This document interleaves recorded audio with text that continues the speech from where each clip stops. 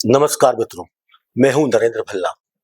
Citizen security TV के इस कार्यक्रम में आपका स्वागत है। आगे बढ़ने से पहले मैं बता दूं कि ये एपिसोड न सिर्फ अनूठा और दिलचस्प है, बल्कि एक सच्ची घटना पर आधारित है।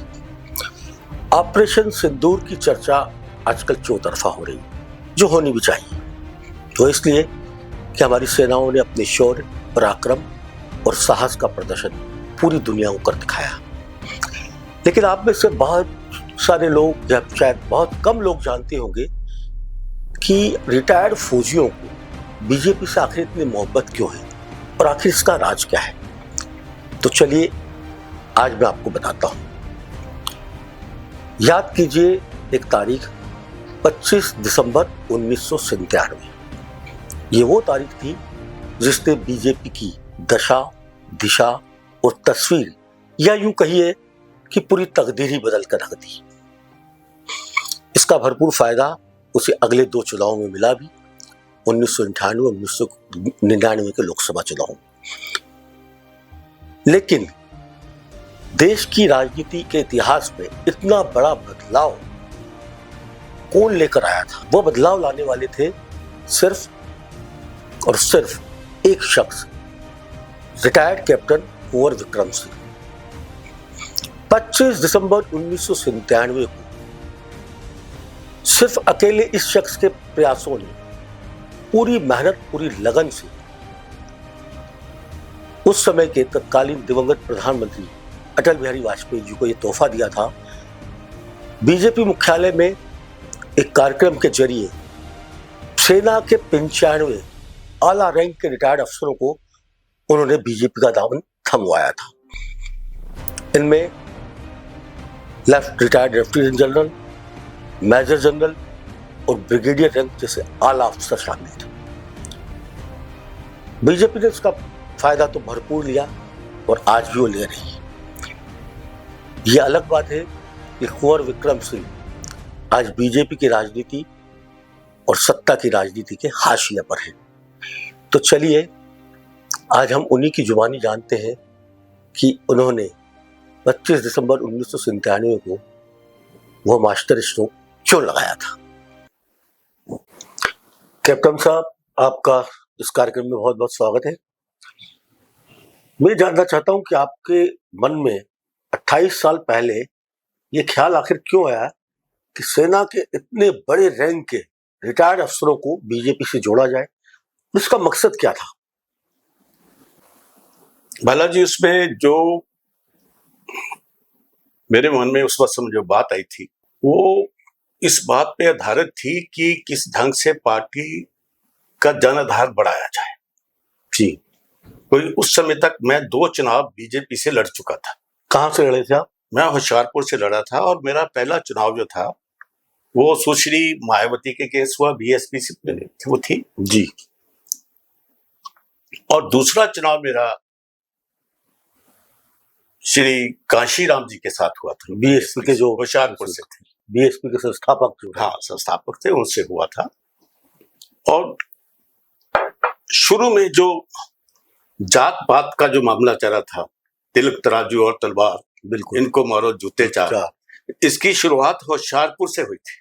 अच्छा, होशियारपुर से हुई थी? होशियारपुर से, पंजाब की धरती से? पंजाब की धरती से हुई। और ये नारा उस वक्त मायावती जी ने दिया था और उस नारे का इतना असर हुआ कि जो मेरा पूरा चुनाव क्षेत्र होशियारपुर का फौजियों से भरा हुआ है। जी, पूरा इलाका वो फौजियों का है जी। और फौजियों में से ज्यादा लोग जो थे वो क्षत्रिय थे, राजपूत भी थे, जट सिख भी थे, बिल्कुल, और जाति के लोग भी थे। तो बाकी के लोग जितने भी थे, वहां के जो लोग नागरिक थे, रहने वाले थे, वोटर्स थे, उनमें कहीं इतना जात पात नहीं था जैसे फौजी में होता नहीं होता। बिल्कुल। और एकदम ऐसा इसका प्रभाव पड़ा जो SC ST के ऊपर ज्यादा पड़ा, बिल्कुल, कि उस चुनाव का माहौल ही बदल गया, जो हमने कभी सोचा नहीं था। क्योंकि हम जितने फौजी लोग होते हैं, ये जात पात में तो विश्वास रखते नहीं है, बिल्कुल ठीक है। और ऐसा जब नारा लग गया तो उसका असर बड़ा पड़ा, जिसके मेरे चुनाव के ऊपर बड़ा इसका दुष्प्रभाव पड़ा। तो आप चुनाव हार गए? मैं चुनाव हार गया। दोनों चुनाव? उसके हाँ, बाद जो अगला उसके चुनाव बाद हुआ, भी एकदम हुआ, वो तो बाई इलेक्शन और दूसरे थे मिड टर्म पोल थे, उसमें भी मैं बहुत काशीराम जी से बहुत कम वोटों से हारा था जी। लेकिन दो दिग्गजों के साथ बीजेपी ने मुझे उतार दिया और वाजपेयी जी फोन पे कहते रहते भी कैप्टन विक्रम सिंह तूने जीत के आना है जी। लेकिन इतने बड़े लोगों के साथ उस वक्त होना, बिल्कुल। वो चढ़ती कला में थे जो बीएसपी उन दिनों में, काशीराम थे, मायावती थी। तो पंजाब में दलित जो है दलित वोट उनके बहुत बीच था, में हमारे में दलित बहुत बड़ा उनका बेस बन चुका था। और होशियारपुर में ज्यादा जी। होशियारपुर में तो ज्यादा बन गया था।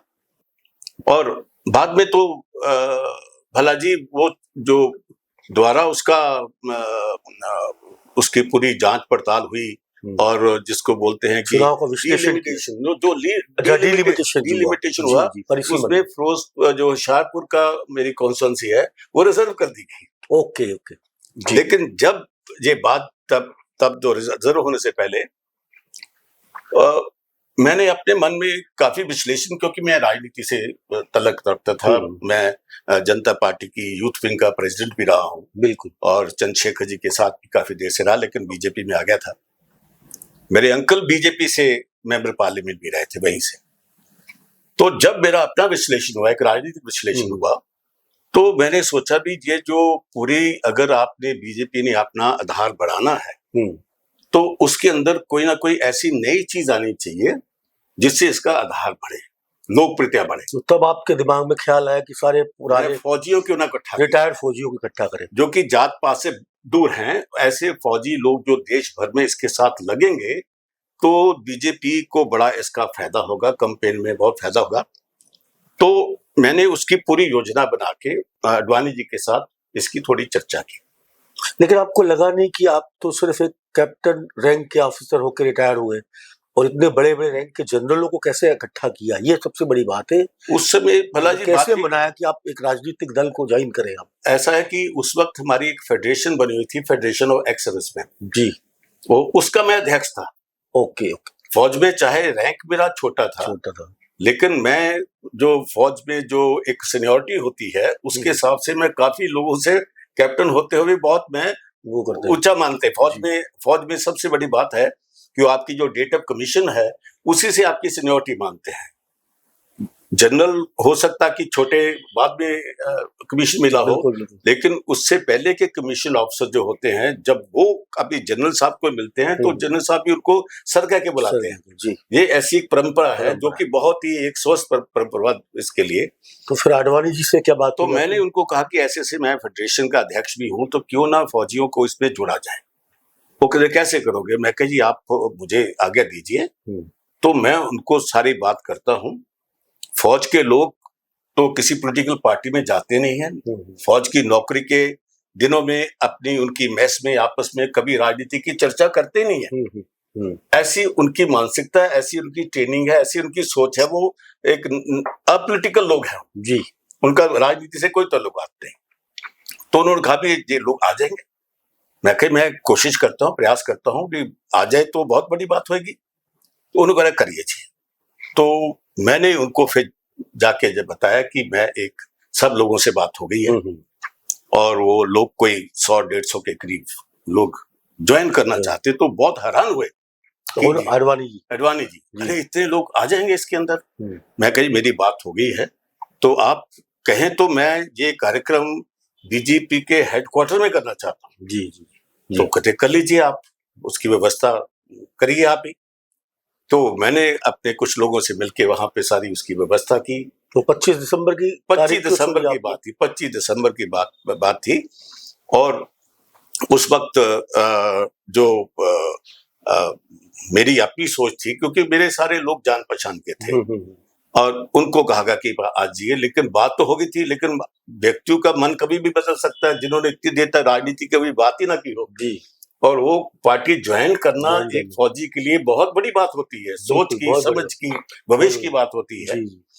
तो वो लोग जो जब सब टेंट टुंट सब लग गए, पूरा व्यवस्था हो गई, फौजी ढंग से मैंने वहां पे टेंट लगाए गए, वो माहौल भी वो आर्मी टाइप का बनाया गया, वहां पे झंडे वंडे लगा के। तो सुबह फिर सब लोग धीरे धीरे सब लोग आने लगे। तो उस कार्यक्रम में कौन थे, अतिथि कौन थे बीजेपी की तरफ से? बीजेपी की तरफ से माननीय अपने अडवाणी जी थे, जी मलकानी जी थे, जी के आर मलकानी मलकानी आए थे, गोविंदाचार्य जी थे। इसके अलावा हमारे पंजाब के अध्यक्ष थे, वो भी वहां पे आए हुए थे, टंडन जी। मतलब एक तरह से ये बीजेपी के लिए बहुत बड़ा कदम था और एक टर्निंग पॉइंट था। मेजर जसवंत सिंह आए हुए थे जी, मेजर जसवंत सिंह जो थे वो भी वहां, जो आपके बीजेपी के बाद में विदेश मंत्री बने, बड़े विदेश मंत्री बने। इसके अलावा और भी काफी लोग थे जो बीजेपी के, उनके लिए एक बड़ी अद्भुत घटना थी, अद्भुत घटना कि इतने लोगों से हो। और कुछ देर बाद तो कुशाभाई ठाकुर जी भी वहां पहुंच गए थे लेट में आके। तो इसको एक बहुत ही इम्पोर्टेंट इंसिडेंट माना गया, एक मास्टर स्ट्रोक माना गया इसको, मास्टर स्ट्रोक माना गया। तो उस वक्त जो लोग भाषण हुए, बातचीत हुई उनके, उसमें मैंने अपने पहले भाषण में उसका उद्देश्य बताया कि इसके आने से क्या होगा और देश में कैसे लोगों का मनोबल बढ़ेगा, कि अगर फौजी लोग भी बीजेपी की नीतियों को मानते हैं तो इसका असर तो भाई आम व्यक्ति के ऊपर जाता है, क्योंकि फौज के लोगों के ऊपर लोगों का विश्वास है कि ये सच्चे सोचे लोग हैं, ढंग की बात सोचते हैं, देश की बात सोचते हैं। तो राष्ट्र की बात सोचने वाले अगर लोग बीजेपी का साथ देना चाहते हैं तो इससे अच्छी बात कोई हो सकती है। एक कॉन्फिडेंस बिल्डिंग वाला मामला बन गया। तो इसका फायदा बीजेपी को अगले चुनाव में मिला आपके हिसाब से? 1998 बहुत मिला। देखिए, पहले तो ये बात है कि उस जो सम्मेलन था उसमें जो लोग इसमें आए उसमें बड़े दिग्गज फौज के लोग आए जी, जिसमें लेफ्टिनेंट जनरल जैकब थे जो बाद में गोवा के गवर्नर जी। फिर लेफ्टिनेंट जनरल अजय सिंह जी आए, आर्मर्ड कोर के थे, वो भी बाद में गवर्नर बने, 2-3 प्रदेश के गवर्नर बने। और भी बड़े ऐसे लोग उसमें आए थे, जिसमें जनरल आत्मा सिंह थे, जनरल चोपड़ा थे, और भी काफी फौज के कर्नल ब्रिगेडियर तो बहुत थे वहां पे जी। तो इतना बड़ा अच्छा हुआ कि अडवाणी जी तो बहुत ही उत्साहित हुए और उन्होंने तो भाई अपने भाषण में इतने गदगद थे। उन्होंने कहा कि मैंने अपनी जिंदगी में जनरल्स के नीचे कैप्टन तो बहुत देखे हैं, लेकिन एक कैप्टन के साथ इतने जनरल मैंने जिंदगी में नहीं देखे। ये अद्भुत घटना हमारे लिए है। और वो बड़े परेशान हुए। बाकी लोगों ने वहां पे भाषण दिया, जसवंत सिंह जी ने खूब भाषण दिया कि ये अद्भुत घटना हो रही है, इसका हमारे पूरे पार्टी की जो इलेक्शन कैंपेन, चुनाव होने वाले थे जी, तो उसमें कहा कि इसका तो बड़ा अच्छे ढंग से असर होगा। हाँ, 98 में चुनाव हुए, चुनाव हुए, अगले वही चुनाव थे जी। तो 25 दिसंबर की तारीख तो आपने इसलिए चुन ली कि अटल जी का उस दिन जन्मदिन होता है। अटल जी की इसके ऊपर क्या प्रतिक्रिया रही उस दो कार्यक्रम के बाद? मैं अटल जी को मिलने गया, खूब पहले भी जानते थे जी। तो उनको जब मैंने सारी बात बताई, कुछ और फौजी लोग भी साथ मिलने गए, तो उन्होंने कहा भी कैप्टन विक्रम सिंह, मेरी जिंदगी में मेरे जन्मदिन के ऊपर इससे बड़ा तोहफा मुझे कभी किसी ने नहीं दिया है। गले लगाया, हाथ चूमा मेरा, तो बहुत ही गदगद हुए। और उसके बाद भला जी पूरे देश में हम लोगों ने साउथ में जाके, जनरल जैकब गए, सब लोग गए वहां पे, तो हर प्रदेश में हमने फौजियों की बड़ी बड़ी सभाएं की, जिसमें हजारों फौजी और उनके फैमिली के लोग जुड़े। और इतने लोगों के जुड़ने से, जो बीजेपी के पहले कार्यकर्ता नहीं थे, सिर्फ फौज के उसके फैमिली के एक सर्विसमैन जब जुड़े, तो देश में बीजेपी की कैंपेन की तो दिशा ही बदल गई। बिल्कुल एकदम लोगों में एक आत्मविश्वास, एक भरोसा बीजेपी के लिए जो पैदा हुआ, वो देखने लायक था जी। तो उसका असर बीजेपी के ऊपर बहुत ही ज्यादा पड़ा। और उसका आपको लगता है नहीं कि उसका फायदा लगातार बीजेपी को अब तक मिलता आ रहा है? अब तक एकदम, क्योंकि पहले तो फौज के लोग आते नहीं थे, अब ये लोग जब आ गए तो इसका बड़ा प्रचार हुआ, अखबारों में बहुत निकला। उस अखबारों के उस सम्मेलन के बारे में अगले दिन ही जब अखबारों में छपा, तो कम्युनिस्ट पार्टी के जो कॉमरेड सुरजीत थे, हाँ, उन्होंने इस पर ऊपर कुछ बहुत बड़ा ऐतराज जताया था। उन्होंने तो अखबार में स्टेटमेंट दिया कि ये भारतीय फौज का भगवाकरण हो रहा है, सैफरनाइजेशन ऑफ द इंडियन आर्मी। ये पहली बार शब्द फौज के लिए वहां पे इस्तेमाल हुआ था कि ये तो, और इसका बीजेपी को भी बहुत ही मेरे हिसाब से, और उसके बाद तो लगातार लगातार एक श्रृंखला सी बन गई जी कि हर इलेक्शन में सबसे पहले अगर आपने देखा होगा बीजेपी की जब कैंपेन शुरू होती थी तो किसी ना किसी बड़े जन को, जैसे जनरल वीके सिंह को भिवानी के फंक्शन में जी माननीय प्रधानमंत्री मोदी जी वहां गए थे, जहां पे जनरल वीके सिंह को ज्वाइन किया था। ज्वाइन करा था। तो रेवाड़ी जैसी जगह में जो कि फौजियों की खान मानी जाती है, अहीर वहां बहुत है, राजपूत बहुत है, तो वहां पे रजांगला का बहुत बड़ा एक हमने स्मारक बना रखा कि रजांगला की लड़ाई में सबसे ज्यादा लोग जी वहीं मरे थे, जो वहीं शहीद हुए थे। तो वो उसके बाद हर जगह जहां भी कोई बीजेपी की मीटिंग होती तो सैनिक लोग अपनी फौज की टोपी लगा के, मेडल लगा के इसमें भर्ती होते और बीजेपी के प्रति अपनी आस्था बताते, मोदी जी के प्रति और उनकी नीतियों से अपनी आस्था बताते, विश्वास बताते। उससे जो लोगों के ऊपर असर पड़ा सारी चीज के ऊपर, तो क्योंकि फौजियों के बारे में लोग, जैसे मैंने कहा कि उनकी बात को मानते हैं कि ये सच्चे सीधी बात बोलने वाले हैं। लेकिन कैप्टन साहब, आपने बीजेपी के लिए इतना बड़ा योगदान दिया, उसके बदले में पार्टी ने आपको क्या दिया? कोई वादा किया था आपके साथ कि हाँ कुछ कहीं आपको किसी पद पे रखेंगे या संसद में ले जाएंगे? कुछ किया था कोई सवाल? ऐसा था कि जब ये कार्यक्रम हुआ तो उसके अगले दिन हमारे फौज के कोई 15 फौजी जनरल्स वो जाके बीजेपी में अडवाणी जी के कार्यालय में जाके मिले जी, और उन्होंने कहा भी इतना बड़ा बदलाव हम ला रहे हैं, सब कुछ कर रहे हैं, बड़ा अच्छे वातावरण हुआ। तो उन्होंने कहा कि भी ये सारा काम तो कैप्टन विक्रम सिंह कर रहे हैं, हमारे नेता हैं जी और आपके भी है, तो इनको किसी ना किसी चीज में तो इनको होना, तो टिकट, इनको अगला टिकट जो 98 वाला था जी, वो, मैं तो चुनाव लड़ ही रहा था, मुझे टिकट का कोई प्रॉब्लम नहीं थी। हाँ, पहले लड़ा, दूसरी बार, तीसरी बार लड़ने में कोई ऐसी बात नहीं थी। लेकिन जब मैं वहां चुनाव लड़ता था तो बीजेपी का अकालियों के साथ गठबंधन नहीं था। हाँ जी, तो उनके सपोर्ट के बगैर मैं वहां पे चुनाव लड़ता था। बिल्कुल। लेकिन 98 के चुनाव में बीजेपी का अकाली के साथ गठबंधन हो गया। जब गठबंधन हो गया तो प्रकाश सिंह बादल, चाहे मुझे वो खूब जानते थे, लेकिन उन्होंने किसी कार्यवंश अपनी प्रदेश की राजनीति देखते हुए उन्होंने एक व्यक्ति का नाम वहां पे बताया कि मैं चाहता हूं कि ये होशियारपुर से ये व्यक्ति को टिकट मिले, कि उस व्यक्ति के पिताजी भी जनता पार्टी में पहले एमपी रह चुके थे, चौधरी बलवीर सिंह। ठीक, किसानों के नेता थे, सैनियों के नेता थे और किसानों की वजह से चौधरी चरण सिंह के साथ उनका बड़ा अच्छा था, बहुत बढ़िया व्यक्ति थे।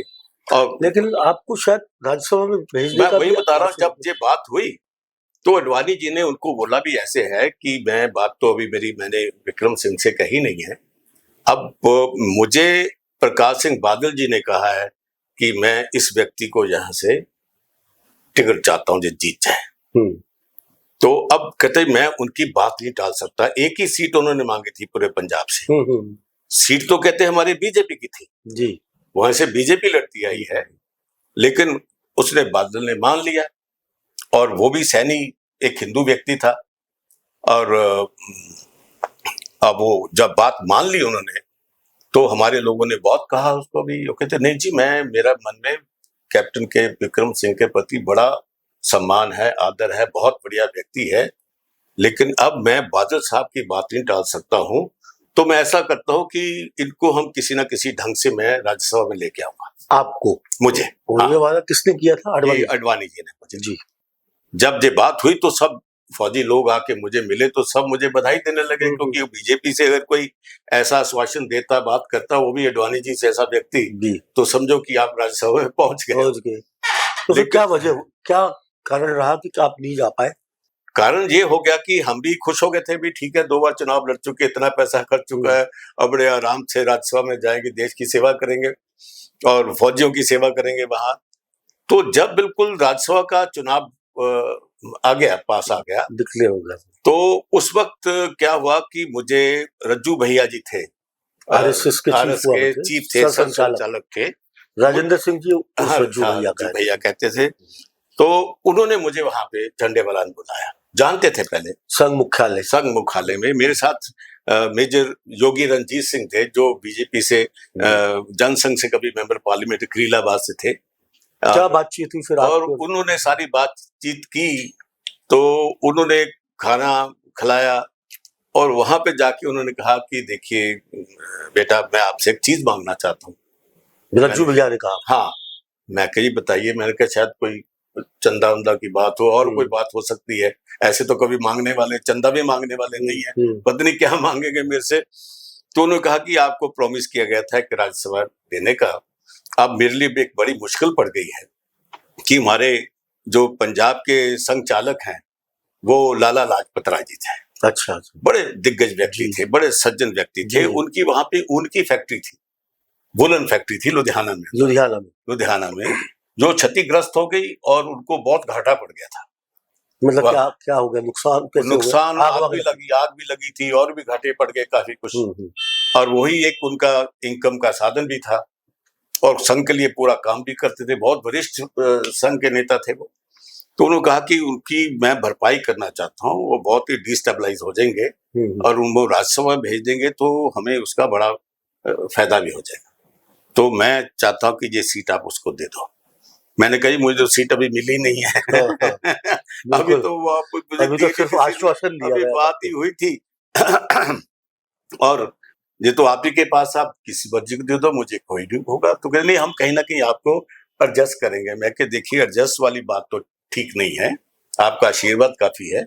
मैं तो चुनाव की राजनीति में आया हूँ और मुझे परमात्मा की कृपा से किसी चीज की घोड़ा गाड़ी की प्रॉब्लम तो है नहीं है। मैं तो राजनीति में रहना चाहता हूँ, तो उसी ढंग से अगर आप कोई चीज सोचोगे तो मुझे वो ठीक लगेगी। तो उन्होंने कहा कि नहीं, तुम भी चिंता मत करना। मैं कहा चिंता तो बिल्कुल नहीं, चिंता हो कि मेरे पास चीज आई को ले जाए, अभी तो आई नहीं है। कहते नहीं, तुम्हारे विचार बहुत अच्छे हैं। तो मैं उस वक्त क्या करता जी, हम आ गए। तो खाली हाथ लौट आया? खाली हाथ में तो कुछ नहीं था मेरे। तो लेकिन ये घटना से क्या हुआ कि पूरा राजनीतिक जीवन मेरा बदल गया जी, इन द सेंस कि जो अगला चुनाव हुआ तब कॉन्स्टिट्यूंसी रिजर्व हो गई, होशियारपुर कॉन्स्टिट्यूंसी जी, 2004 में। और आपको बताऊं, मैं होशियारपुर के पूरे क्षेत्र में, बल्कि पंजाब में, गुरदासपुर में, मैं पहाड़ों में एक एक गांव में जाके बीजेपी का बीज बोया था। और फौजियों को वहां उनके ब्लॉक प्रेसिडेंट जो भी इनके पद होते हैं, गांव-गांव में बीजेपी की स्थापना मैंने बड़ी बड़ी मेहनत के साथ, उसको कंडी एरिया बोलते हैं जो फौजियों का एरिया, और पूरा एक सशक्त ऑर्गेनाइजेशन जो है वो बन गया। कैप्टन साहब, जब रज्जू भैया ने आपसे ये वादा ले लिया कि आप इस सीट छोड़ दीजिए, आपकी जगह लाजपत राय जी जाएंगे, तो ये सब बातें तो आपने आपके आडवाणी जी को बताई होंगी फिर, तो उनकी क्या प्रतिक्रिया थी? मैंने किसी को नहीं बताई। कुछ नहीं बताया आपने? हाँ, देखिए, मेरा एक अपना चरित्र है, मैं लोगों को कहीं भी एम्बैरेस नहीं करता जी, कि मैं जाके उनको कहूंगी आपने तो प्रॉमिस किया, अब मेरा क्या होगा। मैं परमात्मा में, नक्षत्र में बिलीव करने वाला व्यक्ति हूँ। मैंने किसी को इसके बारे में कोई कंप्लेंट नहीं की। मैं वैसे ही कार्यकर्ता की तरह बीजेपी में काम करता रहा, बीजेपी में मान सम्मान मिलता रहा, जैसे भी होना चाहिए था। लेकिन अब आप उसके बाद तो आप सक्रिय नहीं रहे ना, तो राजनीति में आप बिल्कुल बीजेपी से आपने एकदम नहीं, सक्रिय तो रहा। देखिए, उसके बाद जब चुनाव हुआ तो हमारे बहुत ही क्लोज मित्र थे, कार्यकर्ता थे, विजय सांपला जी, तो उनको टिकट मिला होशियारपुर, क्योंकि वो रिजर्व कॉन्स्टिट्यूंसी होगी जी। तो विजय सांपला जी के कैंपेन में भी मैंने उसी ढंग से हिस्सा लिया और विजय सांपला जी को सफल बनाया। वो व्यक्ति इतने किस्मत के धनी हुए, एक नॉर्मल कार्यकर्ता होने के नाते, जो होशियारपुर से नहीं थे, जलंधर से थे जी, वो एमपी चुने गए और पहली टर्म में ही मंत्री बन गए। तो मैं जितना मेरा काम था वो मैं लगातार करता रहा, क्योंकि कॉन्स्टिट्यूंसी रिजर्व हो गई थी, तो मेरा वहां पे इतना काम रहा। कैप्टन साहब, आपको आज की तारीख में ये मलाल नहीं होता कि आपने पार्टी के लिए इतना सब कुछ किया, बदले में पार्टी ने न तो पार्टी में कोई पद दिया आपको, न पिछले 11 साल से पार्टी सत्ता में, वहां आपको कोई पद मिला, तो कोई मलाल नहीं होता आपको अपने दिल में? मैंने बालाजी आपको कह रहा हूँ कि मैं किस्मत पे बड़ा बिलीव करता हूँ। जिस दिन आपके माथे के ऊपर तिलक लगना है, वो कोई ना कोई आके लगा देगा। आप मांगते रहो, बीजेपी या किसी पार्टी में जब आप कोई पद लेने जाते हो तो इतना संघर्ष करना पड़ता है। हर पार्टी में ऐसा बिल्कुल है बिल्कुल कि जो आपके अंदर एक नेता वाला एक एलिमेंट है, वो आपकी पीठ जो इतनी झुकती आपकी रीढ़ की हड्डी नीचे तक आ जाती है। मैं ऐसी व्यवस्था में नहीं जाना चाहता था। तो कैप्टन साहब, राजनीति में थोड़ा सा आपने एक तरह से खुद ही अपने आप को हाशिए पे कर लिया, तो उसके बाद किया क्या आपने, क्या किया सार्वजनिक जीवन में? भला जी, जो मेरी सोच थी कि आपकी कॉन्स्टिट्यूंसी में 7-8 लाख लोग होते हैं जिनकी आप सेवा करने के लिए राजनीति करते हो, मेंबर पार्लियामेंट बनते हो, तो मैंने वो 7-8 लाख की कॉन्स्टिट्यूंसी को छोड़ के 70 लाख की कॉन्स्टिट्यूंसी को अपना लिया। ये 70 लाख की कॉन्स्टिट्यूंसी जो प्राइवेट सिक्योरिटी गार्ड्स हैं, प्राइवेट सिक्योरिटी गार्ड्स, ये बिल्कुल अनऑर्गेनाइज थे और ज्यादा सिक्योरिटी एजेंसीज जो फौजियों की थी, तो इनको मैंने संगठित करने का काम कर दिया और जो कैप्सी सेंट्रल एसो प्राइवेट सिक्योरिटी इंडस्ट्री है, इसका गठन किया और उसके अंदर पूरे देश में बड़े अच्छे ढंग से एक बहुत ही एक कहते हैं कि मान प्राप्त जो चीज हो सकती है प्राइवेट सिक्योरिटी, उसमें गरीब किसान मजदूर के बच्चों को भर्ती होना, नौकरी देना, नौकरी सबसे बड़ी बात थी, देश की रक्षा बात थी, इंटरनल सिक्योरिटी का मामला। तो मैंने इसको पूरा ही अच्छे ढंग से किया, यहाँ तक कि इसको आगे बढ़ाने के लिए माननीय मोदी जी प्रधानमंत्री, उन तो चीफ मिनिस्टर थे, वहां पे उन्होंने यूनिवर्सिटी बना दी, राष्ट्रीय रक्षा यूनिवर्सिटी, जिसमें मेरा बड़ा योगदान रहा। अच्छा, उसको आज भी उस पर योगदान है। जी जी, गुजरात में हो? गुजरात में है, लेकिन पूरे देश में अब चल चुका है। फिर जितने भी हमने सम्मेलन किए, उसके अंदर हमेशा जो बीजेपी मोदी सरकार के जो मंत्री थे, हमारी कॉन्फ्रेंस 6 से 7 मंत्री आते हैं। कैप्सी में भी कुछ है, आप कुछ पद है कैप्सी में आपके पास? मैं कैप्सी का राष्ट्रीय अध्यक्ष हूँ और ये कैप्सी इस वक्त इसके अंदर 1 करोड़ सिक्योरिटी गार्ड्स हैं। 1 करोड़ 1 करोड़ जो दुनिया की ये सबसे बड़ी संस्था है प्राइवेट सिक्योरिटी गार्ड। जी जी जी। और इसके अंदर कोई 30-35 हजार तो प्राइवेट सिक्योरिटी एजेंसी, जिसमें मैंने मैक्सिमम फौजियों को कहा कि आप अपनी एजेंसी खोलिए और उसके अंदर देश की सेवा करिए। और आज भी ये बड़ा इवन मोदी जी ने भी कोविड के टाइम में जिस ढंग से हमने सेवा की है अपने भाषण में, अमित शाह जी ने पूरे भाषण में हमारे काम को सराहा कि देश के अंदर सबसे बड़ा अगर कोई इंटरनल सिक्योरिटी का काम कर रहा है, वो आपके कैप्सी के लोग, प्राइवेट सिक्योरिटी के गार्ड वहाँ पे काम करते। तो मैं राजनीति से ना थोड़ा सा इधर होके राष्ट्रीय सेवा में, लोक सेवा में अपनी कॉन्स्टिट्यूंसी 7 लाख से 1 करोड़ बना ली, जिनकी मैं सेवा कर रहा हूँ। उनके लिए मकान बनाना, उनको स्किल्ड करना, उनका भविष्य बनाना, उनके बच्चों का भविष्य बनाना, तो मैं सारे काम में संतुष्ट हूँ इस काम के लिए। कैप्टन साहब, बहुत बहुत शुक्रिया आपका कि आपने इस कार्यक्रम के लिए इतना वक्त निकाला। तो ये थे कैप्टन कुंवर विक्रम सिंह। फौज से राजनीति और फिर राजनीति से वापस प्राइवेट सिक्योरिटी।